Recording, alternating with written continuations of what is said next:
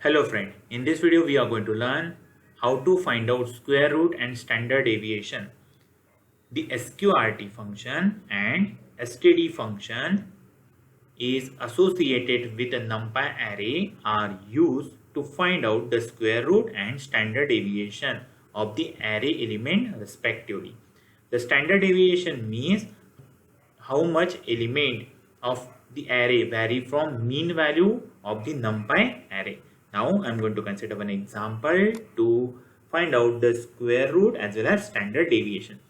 So initially I'm going to write import NumPy as a NP. Then here I say a equal to NP dot array and I'm going to pass some values.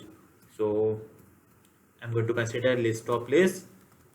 So here I'm going to pass first row, then I'm going to pass here my second row. Okay, now I'm going to calculate the square root of each and every element. So I write here np dot sqrt of a. So it generates the square root of each and every element, while I'm going to find out the standard deviation. So I write np dot std, that is standard deviation of a.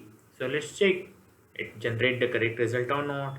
So I'm going to run it. So here it is to be observed that the square root of each and every element is going to generate, while the standard deviation value is 19.34 and so on. So in this way we learn finding the square root and standard deviation.